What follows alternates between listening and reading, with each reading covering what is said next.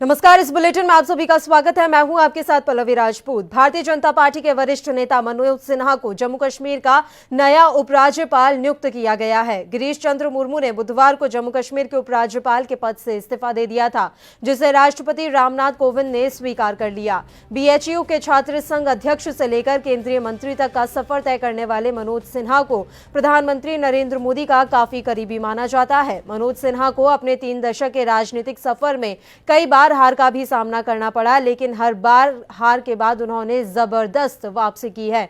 2017 के उत्तर प्रदेश विधानसभा चुनाव के बाद मनोज सिन्हा का नाम मुख्यमंत्री के प्रमुख दावेदारों में से एक था, लेकिन बाजी योगी आदित्यनाथ के हाथ लगी। अब उन्होंने उपराज्यपाल के पद के जरिए एक बार फिर जबरदस्त वापसी की है।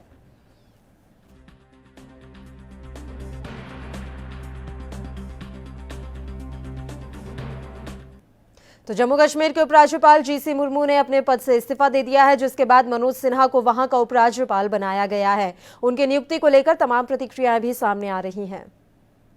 देखिए, मनोज सिन्हा जी जम्मू कश्मीर के नए उपराज्यपाल हुए और एक बेहतरीन इंसान हैं, बहुत अच्छे एडमिनिस्ट्रेटर हैं।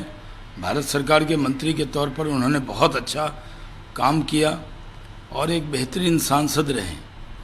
इसलिए वो जब जम्मू कश्मीर जाएंगे तो वहाँ विकास की बहुत बड़ी संभावनाएं हैं और उसको वो बहुत अच्छे से कर सकते हैं। मैं मानता हूँ कि टूरिज़्म का बड़ा हब पूरी दुनिया का जम्मू कश्मीर बन सकता है और जिस तरह अभी टेररिज्म में कमी आई है, लोग मुख्यधारा में जुड़ रहे हैं, मनोज सिन्हा जी उसमें एक बहुत बड़ा वाला रोल अदा करेंगे, ऐसी अपेक्षा है। उनको जम्मू कश्मीर का उपराज्यपाल बनने पर बहुत बहुत बधाई। देखिए, जो जानकारी मिली है, गिरीश चंद्र मुर्मू जी की इस्तीफे के बाद उनको शायद केंद्र में कोई नई जिम्मेवारी दी जा रही है। उन्होंने अपने कार्यकाल में बहुत एडमिनिस्ट्रेटिव महत्वपूर्ण फैसले लिए। ये अपने आप में एक इतिहास बनने वाला है। तो कुल मिलाकर के इस प्रकार की चेंजेस हमेशा होती रहती हैं।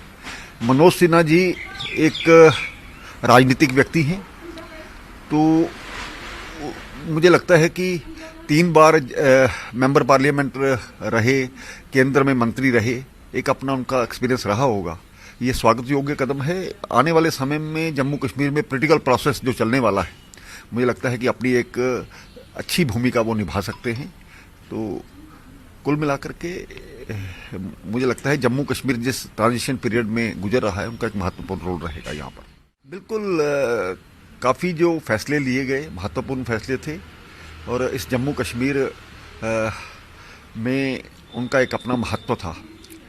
लेकिन ये भी कहा जा रहा है कि पॉलिटिकल प्रोसेस तो शुरू होना ही है, डेमोक्रेटिक कंट्री है हमारी। तो जिस प्रकार से धारा 370 हटाने के बाद एक पीरियड रहा जिसमें कि हालात को ठीक करने के लिए सभी का एक महत्वपूर्ण रोल रहा, तो निश्चय ही आने वाले समय में पॉलिटिकल प्रोसेस शुरू होगा। डिलिमिटेशन का काम है, दूसरे काम है, तो एक अच्छा उनके आने से ये सभी जो कार्य है ठीक रहेंगे। नहीं, देखिए, अच्छी बात है, वेलकम करते हैं। जहाँ तक मिस्टर सिन्हा की बात है, और एक्सपीरियंसड आदमी है और एक यूनियन टेरिटरी में जो नई यूटी बनी है, इसमें एक ऐसे आदमी की भी जरूरत है जिसको एक्सपीरियंस भी हो। हम ये नहीं कहते हैं कि हम मुर्मू साहब को भी मिस करते हैं, क्योंकि उन्हें भी बड़े काम किए। खास करके उनका जो रोल था, स्पेशली विंटर्स में, या इस बार भी जो उन्होंने काफ़ी कोविड के होते हुए भी जो रोड्स में ऑप्टिमाइज हुए, बाकी डेवलपमेंट्स वर्क हुआ, ज़रूर जम्मू कश्मीर के लोग उनको मिस करेंगे, लेकिन ऐसा नहीं है। उनकी याद रहेगी, हमेशा याद रहेगी। लेकिन जहाँ तक नए लेफ्टिनेंट गवर्नर का सवाल है, उनको भी हम वेलकम करते हैं। हम उम्मीद रखेंगे कि आने वाले दिनों में हमारा जहाँ तक स्टेटहुड का सवाल है वो बहाल हो।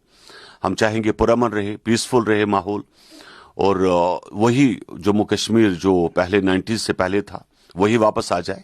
और इसके पीछे क्योंकि एक हेड का होना काफ़ी ज़रूरी है, एक एक्सपीरियंसड आदमी हो, स्ट्रांग आदमी हो, तो तभी काम चलता है। और आने वाले दिनों में हम मानते हैं कि अच्छा होगा, जो भी कुछ होगा जम्मू कश्मीर यूनियन टेरिटरी के लिए बहुत अच्छा होगा। हाँ, ऑब्वियसली, बिकॉज डेवलपमेंट एक काफ़ी इंपॉर्टेंट इशू रहता है। और जब से यहाँ पर यूनियन टेरिटरी बनी, और तब से क्योंकि पहले 6-7 महीने काफ़ी बंद रहा, और उसके बाद कोविड, और अब क्योंकि आने वाले वक्त में यहाँ पर ज़रूरत है, जॉब्स की ज़रूरत है, एम्प्लॉयमेंट्स की ज़रूरत है और पॉलिटिकल वैक्यूम की ज़रूरत है, जो पॉलिटिकल वैक्यूम कमज़ोर पड़ा है उसकी ज़रूरत है कि ताकि उसको पूरा किया जाए और पॉलिटिकल एक्टिविटीज़ भी हो, यहाँ पर लोकल सरकार बने और रिप्रेजेंटेटिव्स आ जाए। और आने वाले दिनों में ये उम्मीद हम करते हैं गवर्नमेंट ऑफ इंडिया से भी। और जहाँ तक जम्मू कश्मीर का सवाल है, एक हेड का होना काफ़ी इंपॉर्टेंट है और इनके सरबराही में हो, हम चाहते हैं कि इसको एक वेलकम स्टेप मानते हैं। देखिए, नए गवर्नर साहब मनोज सिन्हा जो अभी नामजद हुए हैं जम्मू कश्मीर के गवर्नर भी आने वाले, बहुत ही मंजे हुए पॉलिटिशियन हैं और 3 बार एमपी रह चुके हैं और यूपी के कद्दावर सियासतदानों में माने जाते हैं। जहां तक पिछली बार है उनका नाम सीएम भी है। बहुत ही तजुर्बाकार पॉलिटिशियन है और जम्मू कश्मीर के हालात ऐसे हैं कि लगभग ऐसे लोग गवर्नर्स की जरूरत है जो पॉलिटिकली एफिलिएटेड हो, जो सियासतदान हो, क्योंकि जम्मू कश्मीर की जो जोग्राफी है, जम्मू कश्मीर की हालात, ये हमेशा कुछ कंट्रोवर्सीज में रहती है। और मैं समझता हूँ ये मनोज सिन्हा साहब जम्मू कश्मीर के लिए बहुत परफेक्ट है, क्योंकि 2 चीज़ें बड़ी अहम यहाँ उनको जो करनी है, जो मनोज सिन्हा साहब को सबसे प्राइमरी जो लोगों की तरफ से उनकी जिम्मेदारी है कि यहाँ जो करप्शन के खिलाफ जो जंग छेड़ी गई, उस जंग को अंत तक पहनना मुझे लगता है सबसे बेस्ट जो पहली प्रायोरिटी है वो मनोज सिन्हा साहब की। और दूसरा जो आउटरीच प्रोग्राम जो सत्यपाल मलिक साहब ने शुरू किया था, उसमें तेजी लानी और हर डिस्ट्रिक्ट नहीं, हर कॉन्स्टिट्यूशन तक पहुंचना चाहिए, क्योंकि लोग यहाँ जो है वो बड़े फेडअप है। लोगों की हमेशा यहाँ शिकायत रही है कि यहाँ एडमिनिस्ट्रेशन है, जो ब्यूरोक्रेसी है वहाँ काम नहीं होती है। मुझे लगता है कि 2 बड़े चैलेंजेस, एक करप्शन के खिलाफ जंग को हतमी तक पहुंचाना और दूसरा जो मास कंटैक्ट प्रोग्राम, आउटरीच प्रोग्राम है, जो वो कॉन्स्टिट्यूंसी लेवल तक पहुंचा के लोगों को यहाँ जो जरूरत है उन जरूरत को पूरा करना, ये 2 सबसे बड़े चैलेंजेस। और जहां तक मलोने साहब की बात है, देखिए उन्होंने भी अपने कार्यकाल में बहुत अच्छे काम किए और उनका जो सबसे बड़ा फैसला है, जो एक हिस्टोरिक फैसला है, वो 4 अगस्त को जो उन्होंने बीडीसी चेयरमैन को जो 25 लाख से फंड किया, वो सुनहरी हफ्जों में हिस्ट्री में लिखा जाएगा। वो भी बहुत अच्छे गवर्नर थे। लेकिन सिन्हा साहब एक तजुर्बाकार सियासत होने के साथ साथ एक बहुत ही काबिल तरीन एडमिनिस्ट्रेटर है। मुझे लगता है जम्मू कश्मीर के लिए वो आज पर एक बेहतरीन गवर्नर साबित होंगे और जो लोगों की यहाँ छोटी बड़ी प्रॉब्लम है उनको सॉल्व करने की कोशिश करें। देखिए, मनोज सिन्हा साहब यूपी के कद्दावर नेता होने के साथ साथ उनको विकास पुरुष कहा जाता है कि वो मोदी जी के बहुत नज़दीक रहे और उनकी फार्मूला डेवलपमेंट और विकास उनके फार्मूला, और ये वो एमपी साहब रहे हैं, कभी उन्होंने उसको लैप्स नहीं होने दिया। इसलिए विकास का मॉडल, जो मोदी जी का मॉडल, उस मॉडल को यहाँ इम्प्लीमेंट कराने के लिए, उस मॉडल को कंप्लीट कराने के लिए उनको यहाँ ले गए। हम उम्मीद रखते हैं कि वो जम्मू कश्मीर को एक नई तेजी देंगे, उसकी तरक्की और डेवलपमेंट को, जम्मू कश्मीर के विकास। तमाम प्रतिक्रियाएं आ रही हैं। मनोज सिन्हा को नया उपराज्यपाल जम्मू कश्मीर का नियुक्त कर दिया गया है और इसको लेकर तमाम तरह की प्रतिक्रियाएं हमने आपको सुनाई और अब सबको यही उम्मीद जाग रही है कि उनकी नियुक्ति के बाद जम्मू कश्मीर एक विकास की राह पर जाएगा। आपको बता दें कि गिरीश चंद्र मुर्मू ने बुधवार को ही जम्मू कश्मीर के उपराज्यपाल के पद से इस्तीफा दे दिया था, जिसे राष्ट्रपति रामनाथ कोविंद ने स्वीकार कर लिया। बीएचयू के छात्र संघ अध्यक्ष से लेकर केंद्रीय मंत्री तक का सफर तय करने वाले मनोज सिन्हा को प्रधानमंत्री नरेंद्र मोदी का काफी करीबी माना जाता है। मनोज सिन्हा को अपने 3 दशक के राजनीतिक सफर में कई बार हार का भी सामना करना पड़ा, लेकिन हर बार हार के बाद उन्होंने जबरदस्त वापसी की।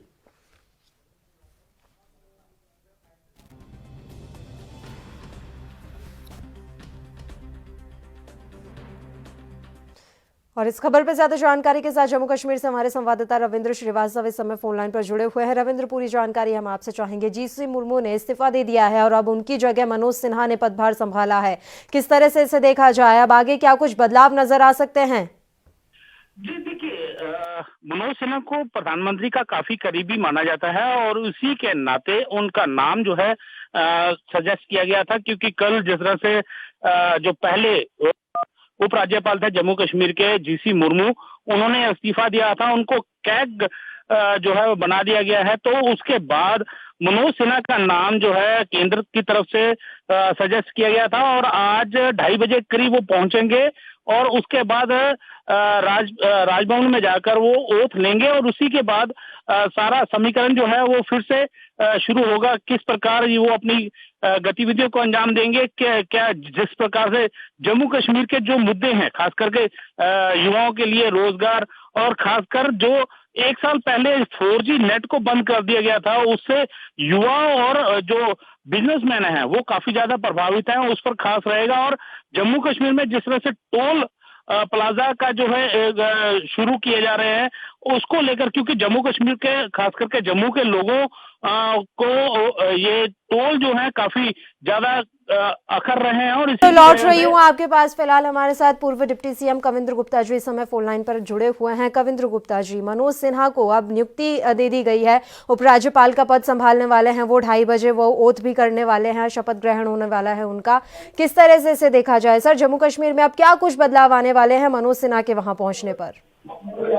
देखिए, एक राजनीतिक व्यक्ति हैं जी। और 3 बार एमपी रहे हैं, 2 मंत्री भी रहे हैं, और निश्चय ही उनके आने से जो कुछ आने वाली संभावनाएं हैं उनको, जैसे पॉलिटिकल प्रोसेस शुरू हो सकता है, सब चीजें मुझे लगता है उसी सभी संदर्भ में इतना कहना है कि पहले गिरीश चंद्र मुर्मू जी ने भी अच्छा काम किया, बहुत से बड़े एडमिनिस्ट्रेटिव फैसले भी उन्होंने लिए।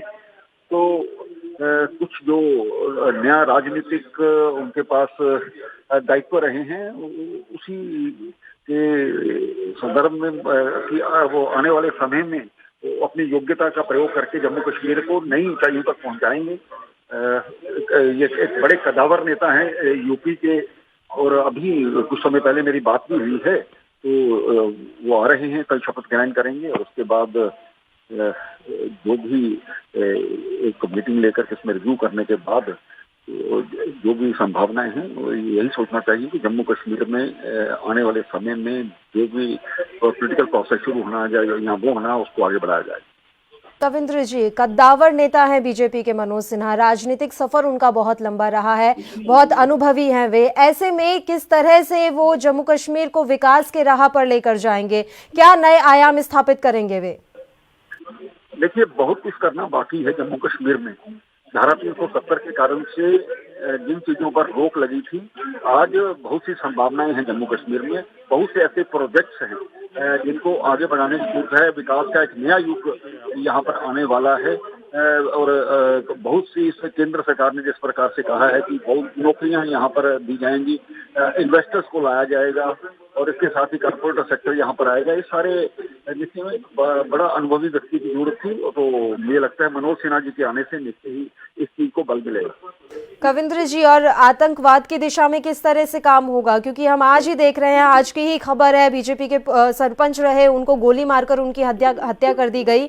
तो किस तरह से निपटेंगे वो इस चुनौती से, क्योंकि आतंकवाद अभी भी फल फूल रहा है, घाटी अभी भी दहल जाती है। सुरक्षा बलों ने बहुत अच्छा काम किया है। पिछले 6 महीनों में लगभग 200 मिलिटेंट्स को मार गिराया गया है। उसके बावजूद जो फ्रस्ट्रेशन है पाकिस्तान में और जो मिलिटेंट्स में, तो कई बार स्थानीय कुछ लोग भी उसकी सूचना दे करके इस प्रकार की घटनाओं को अंजाम देते हैं।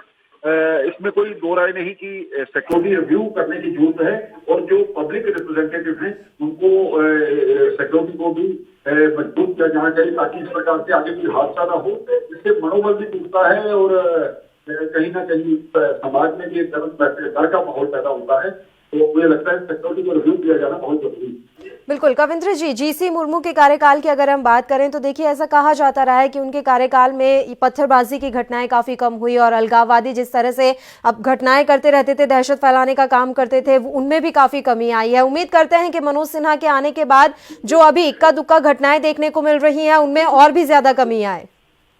बिल्कुल, ये उम्मीद करनी चाहिए कि आने वाला वक्त, ये जो पैलेट गन का प्रयोग किया जाता था या दूसरी चीजों का प्रयोग किया, उसको बिल्कुल लगभग खात्मा हो चुका है, और सुरक्षा बल अच्छा काम कर रहे हैं। और पिछले ही दिनों हमारे आईजी ने कश्मीर से बयान भी दिया था कि कश्मीर में कोई भी लोकल मिलिटेंट नहीं है। तो इस सारे संदर्भ में आने वाला समय अच्छा होगा। ठीक है कि फ्रस्ट्रेशन के साथ ऐसी घटनाओं को अंजाम प्रयास करता है, लेकिन एक उम्मीद करनी चाहिए कि इनकी योग्यता जो है जम्मू कश्मीर से कम। गतिविधियों के लिहाज से इसे किस तरह से देखा जाए, उम्मीद कर सकते हैं कि अब जल्दी ही चुनाव भी वहां करवाए जाएंगे, और तमाम जो राजनीतिक गतिविधियां ठप पड़ी हुई हैं उनको फिर से शुरू किया जाएगा? देखिए, जो राष्ट्रपति शासन लगाया जाता है, किसी विशेष परिस्थिति में लगाया जाता है, तो वो सभी को देखते हुए आने वाला जो समय है, प्रधानमंत्री जी, हमारे गृह मंत्री जी ने पहले से ही कहा है कि पॉलिटिकल प्रोसेस को यहाँ पर शुरू किया जाएगा। तो डिलिमिटेशन का जो प्रोसेस होने के बाद जल्द ही इसको यहाँ पर इलेक्शन भी करवाया जाएगा। शुक्रिया कविंद्र जी, आप हमारे साथ जुड़े तमाम चर्चा के लिए। रविंद्र श्रीवास्तव हमारे संवाददाता लगातार हमारे साथ जुड़े हुए हैं इसी खबर पर ज्यादा जानकारी के साथ।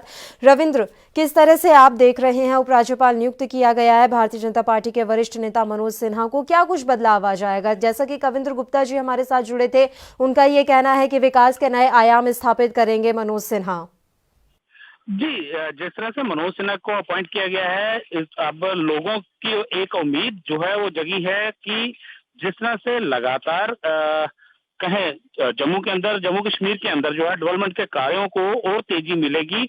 और खास करके जिस तरह से मैं बार बार कह रहा हूं कि 4G और टोल प्लाजा के मामलों को भी लेकर जो है वो कहीं ना कहीं लोग उम्मीद रखते हैं कि ऐसे मामले जो खास करके जम्मू से जुड़े हुए लोग मामले हैं और वो मसले जो है वो हल होंगे, क्योंकि लगातार ये मांग की जाती रही है। जब से 5 अगस्त 2019 से 35 और 370 को हटाया था, उसके बाद से लगातार जो है 4G सेवा जो है मोबाइल की वो बंद कर दी गई थी और अभी तक जो है वो शुरू नहीं हुई है। उससे खास करके 4G बंद होने से युवा जो है, जो छात्र हैं, पढ़ाई करते हैं, उनको काफी ज्यादा दिक्कतों का सामना करना पड़ा। और कोरोना काल के अंदर ऑनलाइन क्लासेस जो है वो शुरू की गई हैं, लेकिन उसमें भी बहुत ज्यादा प्रॉब्लम आती है, क्योंकि जब 2G पर 2G जो है वो सही तरीके से चलता नहीं है और लोग उसी वजह से, खास करके अगर छात्रों की बात करें तो उसी वजह से परेशान होते हैं। और वही टोल प्लाजा जो है वो लगातार उनका जो है वो लगाया जाना, जम्मू के लोग कह रहे हैं कि पहले बीजेपी जब सत्ता में नहीं थी उस समय लगातार जिस तरह से कांग्रेस के दौर में टोल प्लाजा की बात की जाती थी, तो उस समय जो भाजपा के लोग हैं वो आके टोल प्लाजा उखाड़ देते थे, लेकिन अब वही भाजपा जो है वो टोल प्लाजा पर चुप्पी साधे हुए है। अब लोगों को उम्मीद है कि अगर मनोज सिन्हा आए हैं तो इस पर कोई ना कोई कदम जो है वो जरूर उठाएंगे। जी बिल्कुल, और राजनीतिक लिहाज से किस तरह का कदम देखा जाए इसे रविंद्र? उम्मीद कर सकते हैं अब राजनीतिक गतिविधियां जल्द ही शुरू होंगी जम्मू कश्मीर में? जी देखिए, ये राजनीतिक प्रधानमंत्री से काफी ज्यादा नजदीकी है मनोज सिन्हा की, और ये भी उम्मीद जताई जा रही है कि आने वाले समय में जिस तरह से जम्मू कश्मीर को राज्य का दर्जा छीनकर यूटी बना दिया गया था, अब लोग उम्मीद लगा रहे हैं, जो पॉलिटिकल पार्टियां हैं वो यही उम्मीद लगा रही है कि आने वाले दिनों में जो है पॉलिटिकल गतिविधियां जो है वो फिर से शुरू हो पाएंगी, क्योंकि बहुत मांग है लोगों की और खास करके पॉलिटिकल पार्टियों की कि यहाँ पर राज्य का दर्जा जो है जम्मू कश्मीर को वो वापस मिले और लोग फिर से अपनी चुनी हुई सरकार जो है उस पे अपनी बात रख सके, खास करके।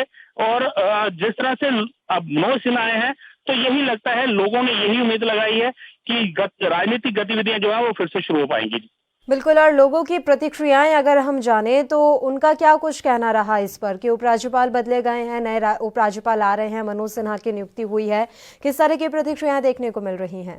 जी देखिए, मनोज सिन्हा आज अपना फिलहाल पदभार संभालेंगे और लोगों ने उम्मीद जताई है और लोगों का कहना भी है कि अगर खास करके नरेंद्र मोदी ने अगर मनोज सिन्हा को भेजा है तो कहीं ना कहीं सोच समझ के भेजा होगा और राजनीतिक गतिविधियां जो है वो फिर से शुरू हो पाएंगी।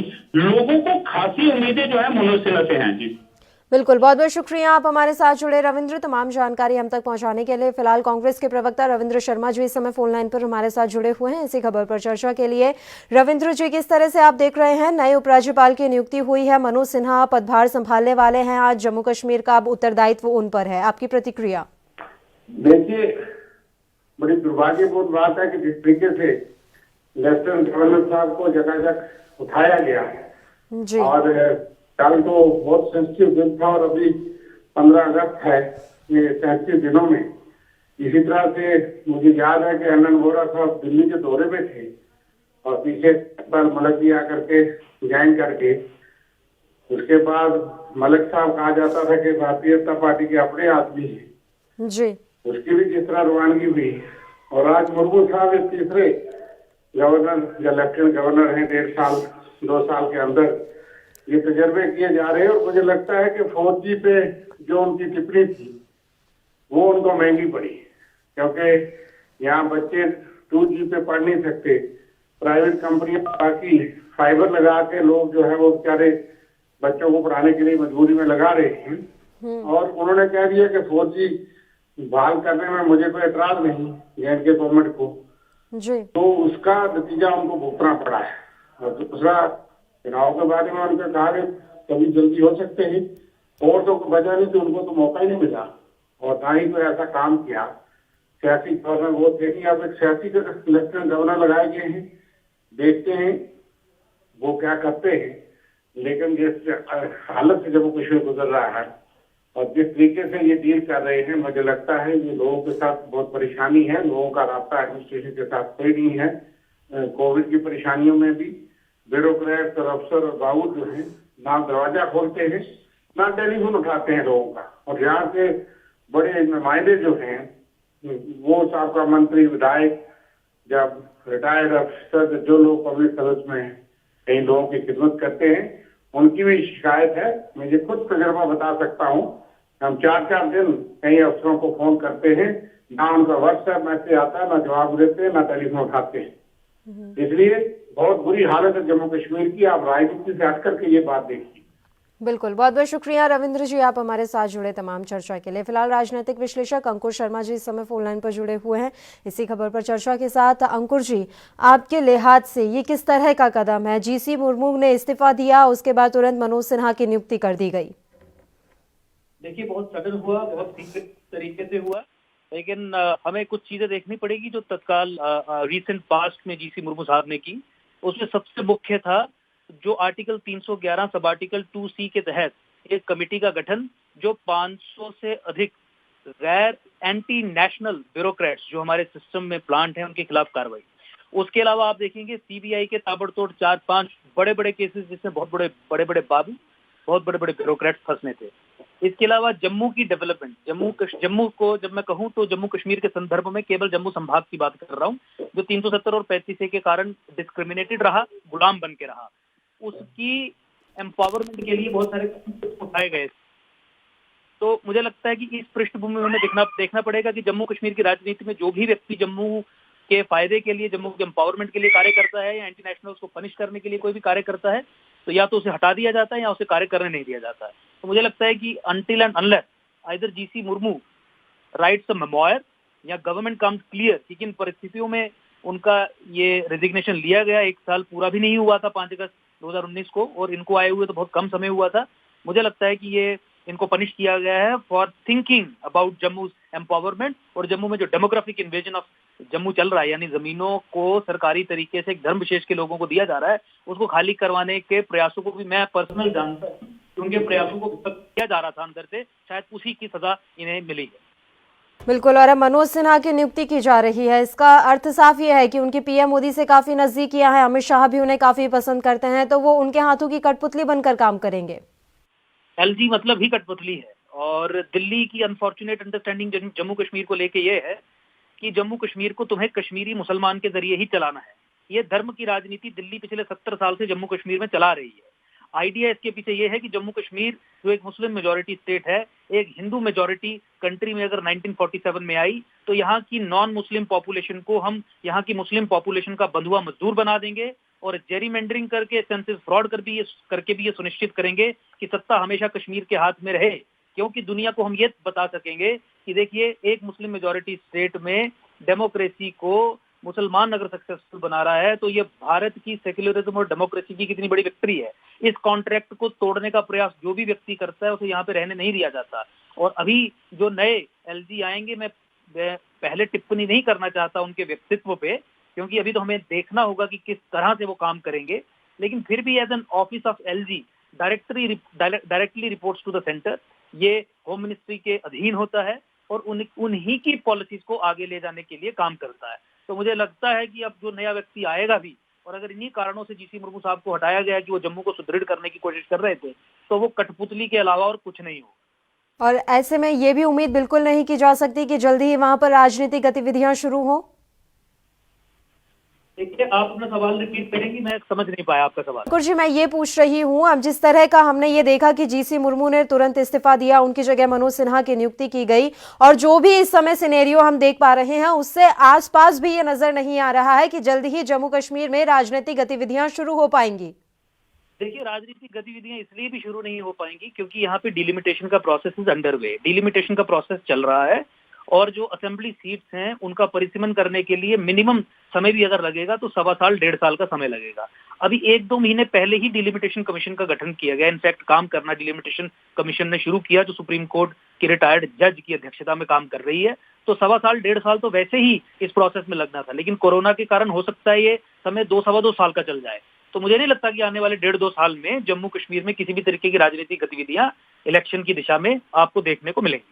बहुत बहुत शुक्रिया अंकुश शर्मा जी, आप हमारे साथ जुड़े तमाम चर्चा के लिए। बुलेटिन में फिलहाल एक छोटे से ब्रेक के लिए हम यहाँ रुक रहे हैं, फौरन हाजिर होंगे।